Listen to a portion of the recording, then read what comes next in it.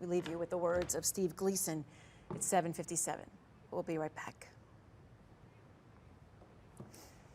We are getting, actually, guys, before we leave you with this commercial break, we have just heard from our control room that we are waiting on the governor. By all means, it's been a long 24 hours. Absolutely. We're going to go live again onto Canal Street, where our crew out there, you've seen Rob Krieger and Josh Robertson on.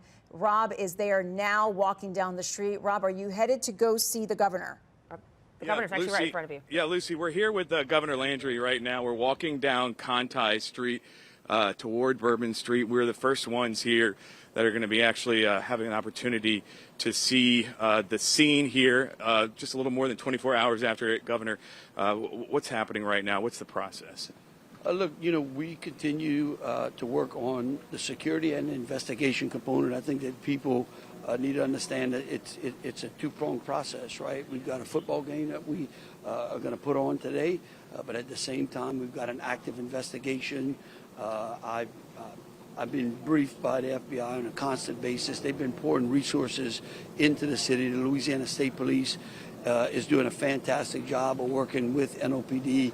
As we saw earlier and got to visit with some of the troops, we mobilized an entire MP company yesterday. What that does is create a force multiplier, right? So that helps us to have additional resources to further protect the city, and that takes pressure off of those in law enforcement that are responsible for completing the investigation. And we're about to walk up right here where that terrorist, where his rampage ended, just steps away from the corner right here. Taking your first look, I mean, this has got to be a pretty hard sight. It is. Look, it's extremely heartbreaking. I mean, look, our prayers and condolences continue to go out to those families who lost loved ones. We still have people in the hospital that are struggling for their lives as well. You know, this is a horrific tragedy, and it unfortunately is something that the Americans have seen as terrorists continue to want to harm Americans out there. And you know, I've continued to say it. I said it yesterday that the only way to protect people from evil is to crush it, and you do it by empowering these men and women to do their job and to ensure that we bring people to justice. And so we're going to ensure that this investigation comes to a complete. We're going to give people accurate information.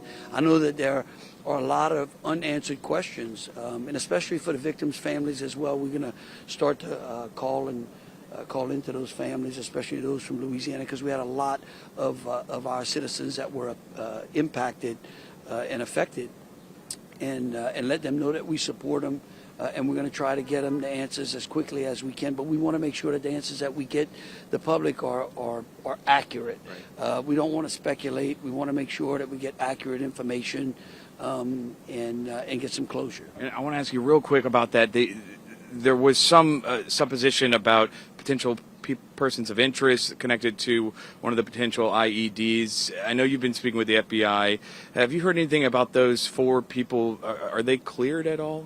Look, I'm not going to comment. I'm going to let the FBI clear those people along with LSP. Here's what I'll tell you. They are making sure that we are turning every leaf over.